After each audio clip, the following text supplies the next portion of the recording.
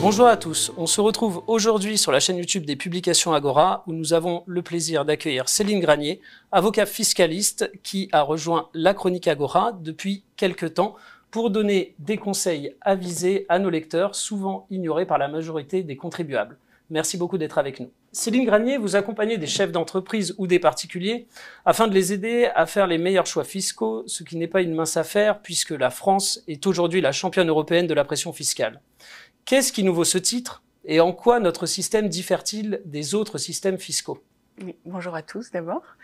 Oui, effectivement, la France est, on va dire, championne du monde et d'Europe de la pression fiscale. Ce qui nous vaut ce titre est le fait que l'État finance via l'impôt ce qu'on appelle les cotisations sociales, les charges sociales, donc tout ce qui est le service public, l'hôpital, l'école, qui aujourd'hui sont gratuits dans une certaine mesure, qui ne sont pas totalement efficients, mais qui, en France, représentent une charge très importante des impôts, que ce soit les impôts à proprement parler, toutes les taxes annexes. Donc voilà, c'est ce qui fait la différence majeure de la France par rapport aux autres systèmes fiscaux européens notamment. D'accord, donc ce qu'appellent certains l'État-providence, protecteur, qui doit financer entre autres la santé et l'éducation, même si c'est de moins en moins vrai avec les mutuelles qui augmentent chaque année de manière régulière, et même pour les études où certains optent de manière quasi systématique après le bac pour des écoles privées. Et d'ailleurs, l'État a mis en des dispositifs de prêts étudiants pour que ceux-ci puissent financer leurs études. Et ensuite, on peut ajouter aussi que la France, en fait, s'est harmonisée depuis janvier 2019 avec les autres pays européens, parce qu'elle a été une des dernières à mettre en place le prélèvement à la source. Donc aujourd'hui, ce mécanisme fait que les salariés ou les retraités perçoivent un salaire, une pension, sur lequel a été prélevé déjà par l'État, enfin l'établissement payeur, l'impôt. Donc, ce qui fait que de ce côté-là, en matière d'impôt sur le revenu, là, on a rejoint en fait la quasi-totalité des États européens. Est-ce qu'on doit s'attendre à des nouvelles mesures fiscales contraignantes en 2024 ? Alors, pour 2024, le projet de loi de finances pour 2024 a été présenté jeudi 28 septembre. Donc, à ce jour, dans le texte du projet, tel qu'il a été présenté, défini par notre ministre de l'économie, il n'y a pas en fait de hausse de l'impôt sur le revenu, voilà, ni des taxes annexes à ce jour. Ce qu'il faut noter, c'est que le barème de l'impôt sur le revenu est indexé sur l'inflation. Donc ça, on va dire, c'est normal, mais il faut que ce soit voté, donc une augmentation des tranches de 4,8%. Voilà, donc ça c'est une disposition spécifique. Ensuite, dans le cadre de tous les projets qui vont servir à financer l'année 2024, il faut regarder aussi le projet de loi de financement de la sécurité sociale pour 2024, mais qui a aussi été présenté la semaine dernière, et dans lequel sont souvent glissées des dispositions fiscales qui peuvent avoir un impact important.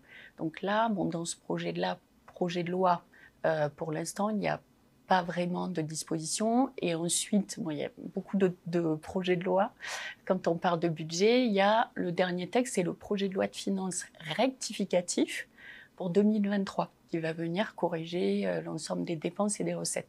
À ce jour, il n'a pas été présenté. Donc, tous ces textes vont être étudiés, examinés au Parlement, d'abord l'Assemblée nationale, puis le Sénat, c'est ce qu'on appelle la navette parlementaire, à compter précisément du 16 octobre. Voilà. Donc, il faudra suivre les débats, parce qu'il y a toujours des amendements, etc. Ce que je peux vous dire, c'est qu'aujourd'hui, moi, on suit en tant que fiscaliste les aspects sur ce qui concerne la rénovation énergétique, parce qu'il y aura des sujets sur une réforme en fait de MaPrimeRénov', je crois qu'il sera appelé MaPrimeRénov' Plus, pour essayer d'étendre ce mécanisme qui en fait, quand on a fait la simulation, j'ai eu l'occasion de la faire à titre personnel, pour être éligible, il faut vraiment avoir de très très faibles revenus. Donc c'est pas du tout un système qui a fonctionné. Donc les mesures sont axées aujourd'hui en matière d'immobilier sur donner aux propriétaires la faculté de se mettre aux normes nouvelles énergétiques et qui représentent un coût important aujourd'hui pour les propriétaires. D'accord. Voilà. Sachant que donc ça va à l'avantage des propriétaires qui seraient amenés à faire des travaux pour que leur logement soit moins énergivore. De toute manière, il y a des mesures contraignantes, c'est-à-dire que selon le classement énergétique de son logement, on peut être dans l'interdiction de le louer dans une échéance plus ou moins courte, voire de le vendre même dans certains cas de figure. Par contre, il faudra peut-être être vigilant au niveau de la fiscalité locale ou sur le foncier de manière générale. Oui, alors ça c'est la grosse nouveauté, on va dire, de cette année. Vous avez reçu courant septembre, très récemment, votre avis de taxe foncière. Dans la majorité des cas, il a augmenté de manière significative. Alors pourquoi a-t-il augmenté? D'abord parce que l'État a coupé des financements pour les collectivités territoriales. Donc en fait, les collectivités territoriales, pour assurer certains services publics, ont dû augmenter leur taux. Donc déjà, ça c'est une première chose. Après, il y a le fait aussi, et ça va continuer dans les prochaines années, c'est que les valeurs locatives qui servent de base en fait au calcul de la taxe foncière datent des années 70, si je ne me trompe. Et même certaines, c'est encore plus antérieur que ça. On les augmente de manière progressive, les indexe sur l'inflation ou pas du tout? Alors justement, pas du tout. Ça n'avait pas été fait, ça se fait progressivement. Et donc ça va évoluer parce que ça se fait par phase. Et là, il y a vraiment des chantiers énormes sur la fiscalité locale. Donc aujourd'hui, il va y avoir vraiment des arbitrages pour certains propriétaires qui ont, par exemple, un appartement qui était un investissement locatif. Parce qu'aujourd'hui, la rentabilité n'est pas la même. C'est assez compliqué d'arriver à 5% entre est-ce que je garde mon bien, sachant que je vais avoir une taxe foncière qui va vraiment augmenter. Ensuite, les travaux, si j'ai pas vraiment d'aide pour faire les travaux. Après, il y a le sujet aussi de l'IFI, parce que là, tout à l'heure, je reviens un petit peu en arrière, mais on a parlé de l'indexation du barème de l'impôt sur le revenu sur l'inflation, mais ce qui n'est pas le cas du barème de l'IFI, l'impôt sur la fiscalité immobilière. Où on devient imposable avec un actif net, c'est-à-dire l'actif moins le passif, à 1,3 million. Donc aujourd'hui, ce qu'on voit, c'est des contribuables qui n'ont pas forcément des revenus qui ont augmenté, mais qui, du fait d'une succession, parce qu'ils sont déjà propriétaires de leur résidence principale, vont hériter d'un bien que leurs parents avaient acheté il y a très longtemps, etc., et qui se retrouvent redevables de l'IFI. L'IFI qui a remplacé l'ISF. C'est ça. Et on peut se retrouver dans un cas de figure où une personne qui a une petite retraite de l'ordre de 800 euros peut payer l'impôt sur la fortune immobilière puisqu'elle détient une maison familiale. Tout à fait. Et ça, c'est avec un grand terrain, par exemple. Tout à fait. Et moi, j'ai le cas de clients qui se sont retrouvés dans cette situation et la problématique, c'est d'essayer de demander des échéanciers, un étalement de la dette, mais certaines fois, il faut totalement vendre. Donc, j'en reviens après la digression au sujet aujourd'hui sur tout ce qui est l'immobilier et surtout l'immobilier d'investissement. Est-ce que je dois le conserver?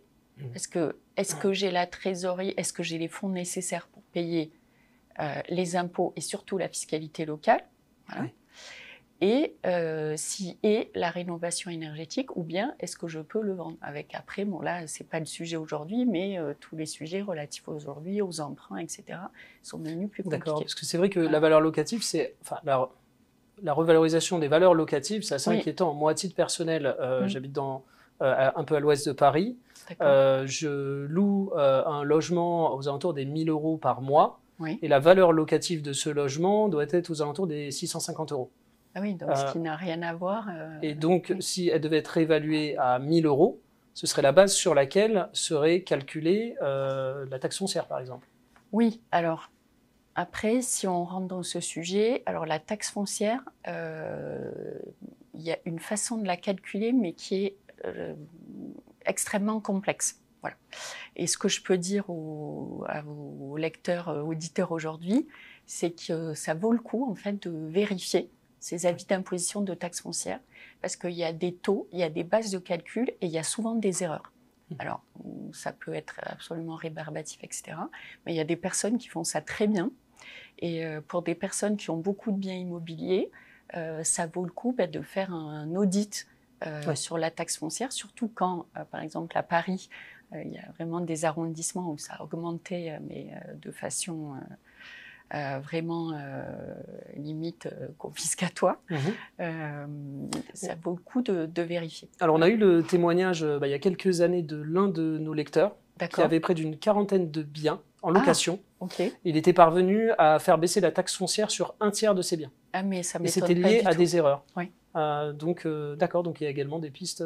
Ah oui, il y a des vrais sujets là-dessus. Et vous trouvez, je n'ai pas de nom là à vous citer, mais regardez sur Internet pour faire on va dire un audit de vos avis d'imposition à la taxe foncière, parce que si vous pouvez récupérer 200-300 euros par bien, ça vaut quand même beaucoup.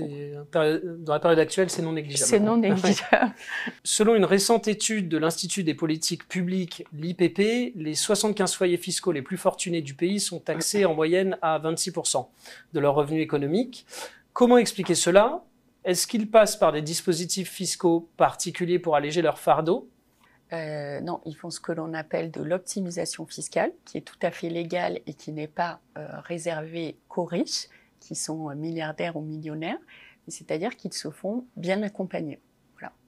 Parce qu'il y a des mécanismes divers. La France, quand même, est dotée d'un arsenal juridique et fiscal assez important. Et une des premières choses, en fait, quand on regarde la structuration on va dire d'un groupe, je me rappelle d'un exemple, un client qui m'avait dit oh là là, j'ai vu détention de patrimoine de la famille Bettencourt, il y a des SCI dans tous les sens, c'est impressionnant. Oui, le fait d'interposer une société et par exemple une SCI entre vous et les biens immobiliers ou plusieurs sociétés fait que ce n'est pas le contribuable, personne physique, qui va payer l'impôt, mais c'est la société. Donc là, par exemple, si vous faites une société civile immobilière, un impôt sur les sociétés ou un autre type de société. Donc ça, c'est une des premières solutions et qui peut être mise en place par une personne, un foyer fiscal qui va avoir sa résidence principale plus 2 ou 3 biens, par exemple des studios qu'ils ont achetés, qui ont des salaires assez importants, qui vont être taxés à une tranche, on va dire, vers 30%. Par exemple, faire une société qui va détenir le patrimoine immobilier peut être une solution. D'accord, donc ça peut être pertinent, par exemple, pour une maison familiale. Oui. Voilà, je souhaite acheter une maison familiale dont pourront profiter mes enfants, petits-enfants et arrière-petits-enfants, même quand je ne serai plus là. Et à ce moment-là, si elle rentrait dans le cadre d'une SCI, ça pourrait être fiscalement beaucoup plus intéressant. Oui, tout à fait. D'accord. Après, la SCI, je sais que c'est la grande mode, mais ce que je tiens à dire, c'est que ce n'est pas forcément la solution qui est adaptée à tous les cas. Ce que ces personnes, en fait, ont intégré, c'est la culture du conseil.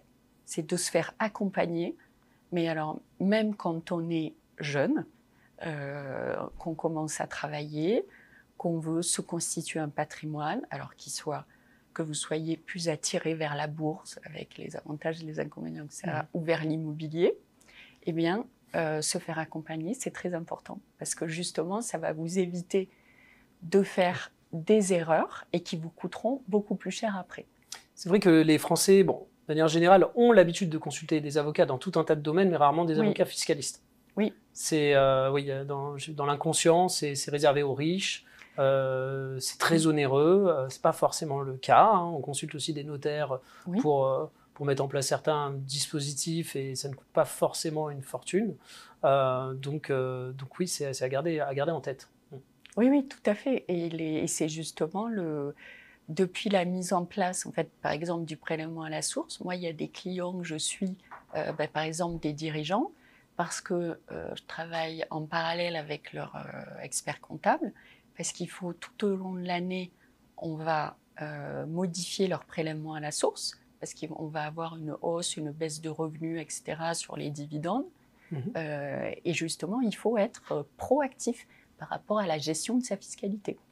Alors moi-même et un certain nombre des personnes qui nous regardent, étant jusqu'à récemment un profane de la fiscalité, c'est vrai que quand on parlait de défiscalisation ou d'optimisation fiscale, pour alléger mon impôt sur le revenu, j'avais 2 dispositifs en tête, le Pinel et par ailleurs le plan épargne retraite. D'ailleurs, quand on fait des recherches sur Internet, bien souvent, voilà, c'est les 2 dispositifs qu'on nous propose. Qu'est-ce que vous en pensez? Est-ce que c'est intéressant? Oui, bon, alors ces produits sont intéressants, effectivement, parce que par exemple, le plan d'épargne retraite permet de bénéficier d'une réduction fiscale, mais il n'est pas vraiment optimal dans tous les cas.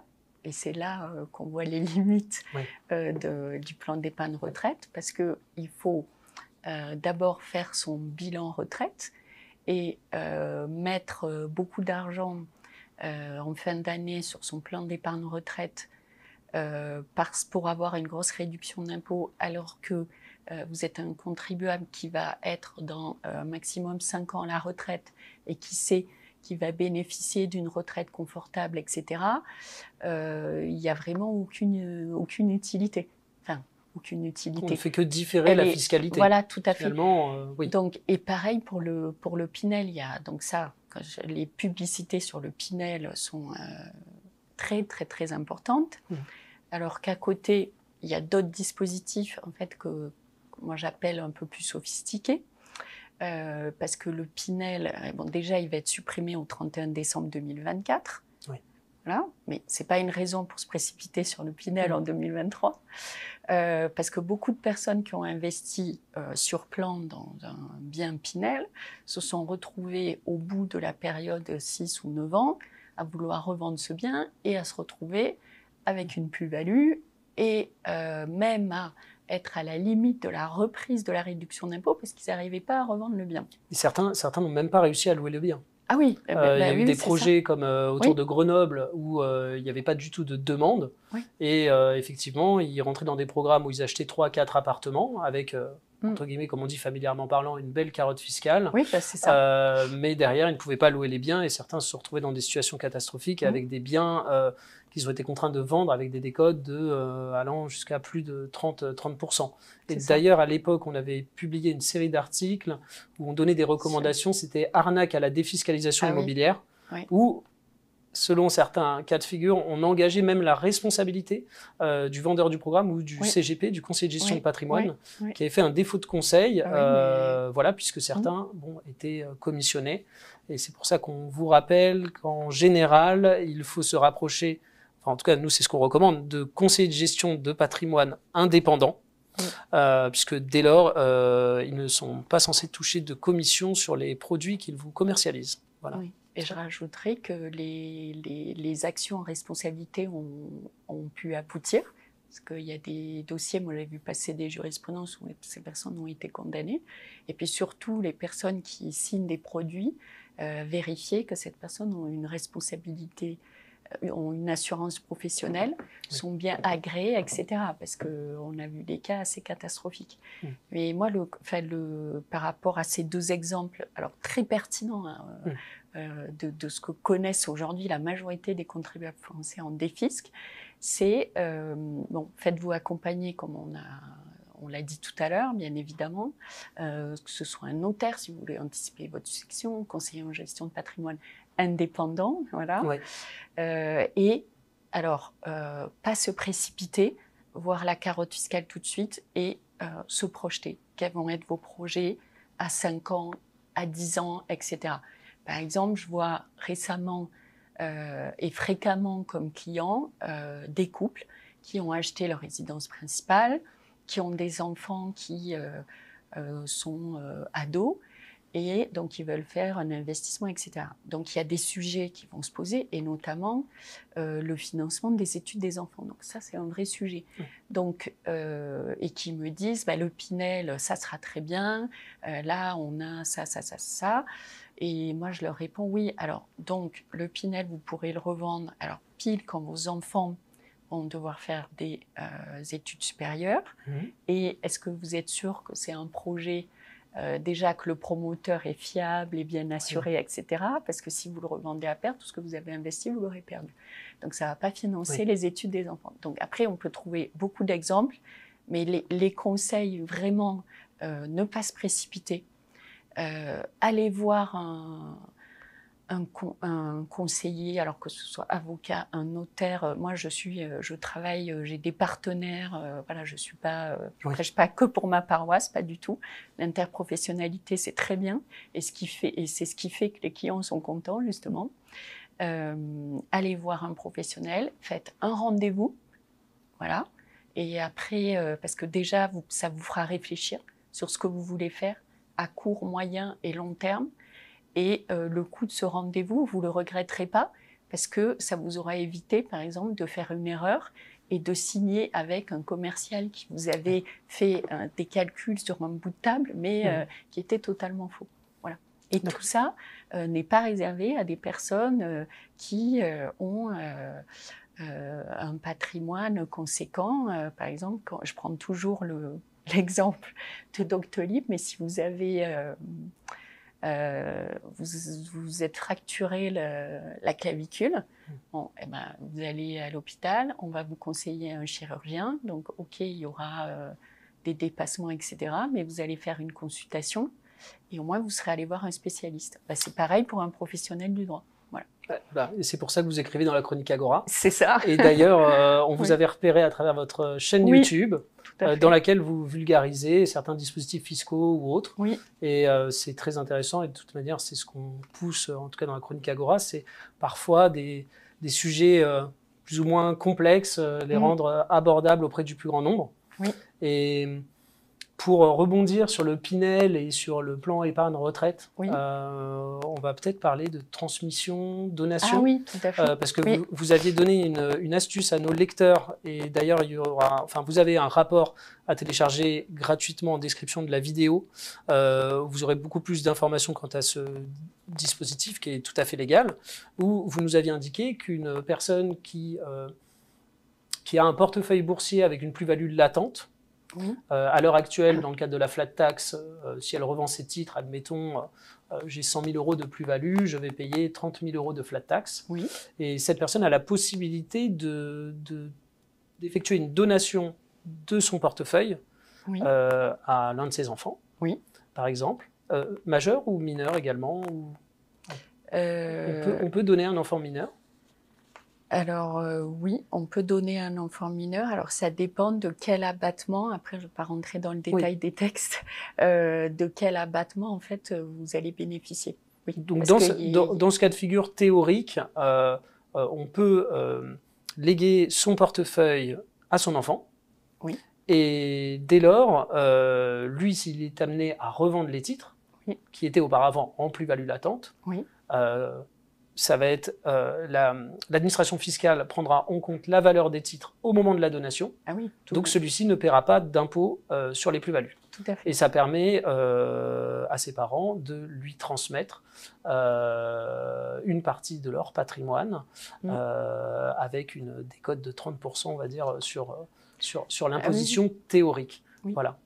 Oui, alors tout à fait. Alors justement, le système des donations du vivant est pas assez pratiqué, on va dire, par les contribuables, que ce soit des personnes qui ont des comptes titres, que ce soit des personnes qui ont de l'immobilier, parce qu'on peut, effectivement, il y a l'abattement général de 100 000 euros, qui là va s'appliquer tous les 15 ans, etc.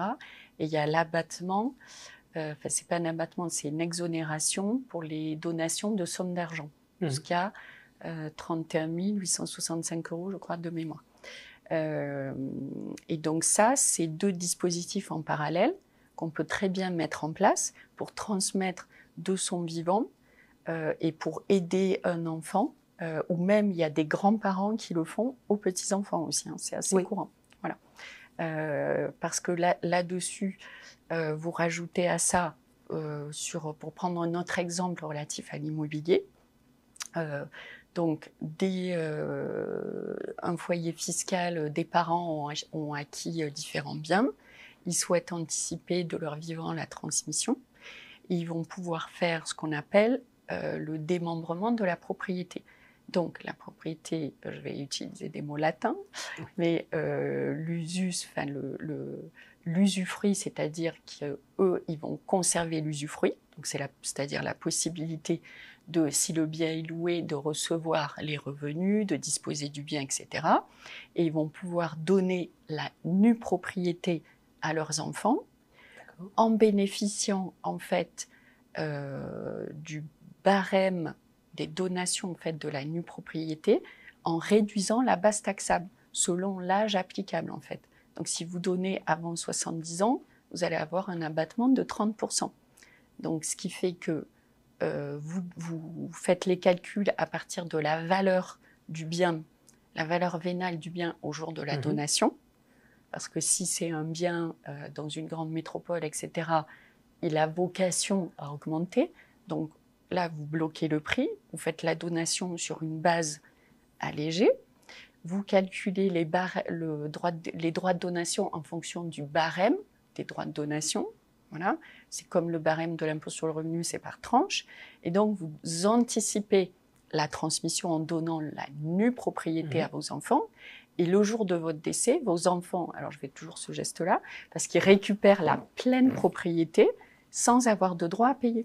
D'accord. On avait fait un petit calcul tout à l'heure. Dans certains cas de figure, on pouvait réduire la fiscalité par 2 dans le cadre de la transmission d'un bien immobilier.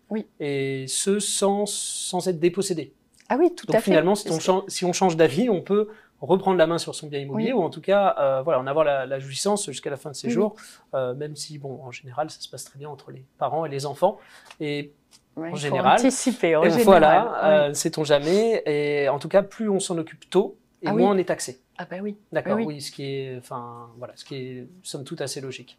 Voilà. Et ça, je vois aujourd'hui des personnes, on l'évoquait tout à l'heure, qui se retrouvent, leurs parents n'ont pas du tout anticipé. Ils avaient acheté un bien dans le 6e arrondissement, donc même si le bien n'est pas en super état, transmission, donc on va être sur un bien qui vaut facilement 1 million. Aujourd'hui, si par exemple vous êtes fils unique, vous héritez, vous allez être imposé sur la tranche à 45%. Donc c'est quand même une succession qui va vous coûter très très cher. Ça, on le découvre assez tard. Et donc c'est à la personne qui souhaite transmettre d'anticiper et de ne pas attendre que ses ascendants lui suggèrent des optimisations pour organiser sa transmission. Voilà, ça peut être relativement délicat. Donc il faut anticiper, transmettre de son vivant, même très jeune. Ça peut commencer à la quarantaine. D'ailleurs, bon, moi j'ai la trentaine, mais je vais peut-être y songer ayant 2 enfants, pourquoi pas. Faut y penser tôt. Justement, aujourd'hui, cette culture de la transmission est de plus en plus répandue.